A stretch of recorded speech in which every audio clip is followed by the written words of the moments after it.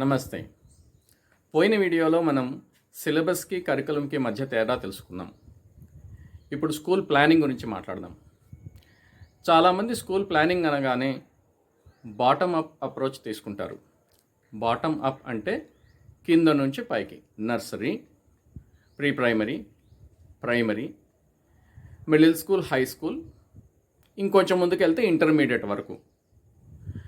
ఈ క్రమంలో ఏమవుతుంది అంటే ఒక్కొక్క సిలబస్ చూసుకుంటూ సెట్ చేసుకుంటూ బోర్డ్ ఎగ్జామ్స్కి ప్రిపేర్ చేయడం, మంచి మార్కులు తెప్పించడం, ఫ్లెక్స్లు వేయించడం, లేదా కాంపిటేటివ్ ఎగ్జామ్స్ అంటే మంచి ర్యాంకులు రావడం, పంపించేసేయడం, మంచి ప్రొఫెషనల్ కాలేజ్కి వెళ్ళడం. చాలామంది ఇంతే కదా అనుకుంటారు. మెజారిటీ స్కూల్స్ రన్ చేసేవారికి దాని తర్వాత ఏం జరుగుతుందో అవగాహన లేదు, అవసరం కూడా లేదు. మేము ఇండస్ట్రీ నుంచి వచ్చాం. మాకు banking, financials, insurance, manufacturing, health care, pharma, retail, high tech, education, machine learning and artificial intelligence మొదలైన రంగాల్లో అవగాహన ఉంది. కొన్ని వాటిలో అనుభవం కూడా ఉంది. అందువల్ల అవతల ఏం జరుగుతుందో తెలుసు కాబట్టి మేము టాప్ డౌన్ అప్రోచ్ తీసుకున్నాం. టాప్ డౌన్ అప్రోచ్ అంటే అక్కడ మన పిల్లలకి కెరీర్లో లేదా వాళ్ళ లైఫ్లో ముందుకు వెళ్ళడానికి, మిగతా వాళ్ళకన్నా బాగా ముందుకు వెళ్ళడానికి, వేరే ప్రాంతం నుంచి వచ్చిన వాళ్ళతో కూడా పోటీ పడడానికి కావాల్సిన స్కిల్ సెట్ ఏంటి, ఆ స్కిల్ సెట్ని ఏ స్థాయిలో ఎంత అందించాలి.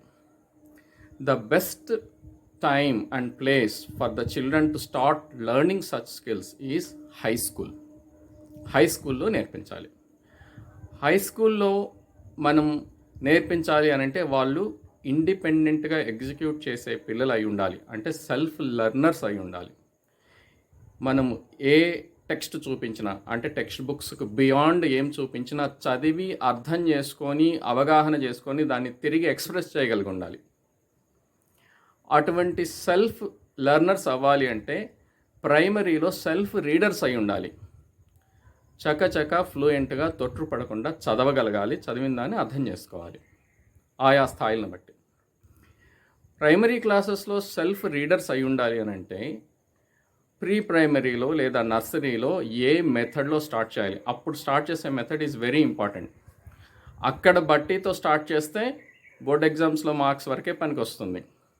లేదా 6th నుంచి ఒక 7 ఏళ్ల పాటు 1.5 సబ్జెక్ట్స్ మాత్రమే గట్టిగా రుద్దితే మంచి ర్యాంక్ వస్తుంది, ప్రొఫెషనల్ కాలేజీలో పడతారు. ప్రొఫెషనల్ కాలేజెస్లో ప్రొఫెసర్స్ ఎవరు కూడా స్పూన్ ఫీడింగ్ చేయరు, మెటీరియల్ ఇవ్వరు. All they do is give guidance and then ఈ పిల్లలు చేసుకుపోవాలి. It could be a real time project or a paper presentation or working in teams. ఇంకో రకంగా చూస్తే చాలామంది ఇంజనీరింగ్ అయిపోయాక అమెరికా వెళ్ళాలంటే అప్పుడు స్పోకెన్ ఇంగ్లీష్ అని వెళ్తారు. ఇంగ్లీష్ మీడియంలో అన్నేళ్ళు చదివి, ఇంటర్మీడియట్ చదివి, ఒక ప్రొఫెషనల్ డిగ్రీ చదివి మళ్ళీ అప్పుడు స్పోకెన్ ఇంగ్లీష్ కోసం వెళ్తున్నారంటే 13 సంవత్సరాలు స్కూల్లో ఏం చేసినట్టు? అట్లానే ఒక బ్యాంక్ ఎగ్జామ్ రాయాలనుకున్నాను అనుకోండి, అప్పుడు బ్యాంక్ ఎగ్జామ్స్లో జనరల్గా ఉండే 10th క్లాస్ మ్యాథమెటిక్సే. అప్పుడు నంద్యాల వెళ్తారు ట్రైనింగ్ అని. ఇలా పెద్దయ్యాక ప్రతిదానికి అతుకు వేసుకోవాలి అని అంటే చాలా ఇబ్బంది అవుతుంది. అందుకనే సెల్ఫ్ లెర్నర్స్ అయి ఉండాలి.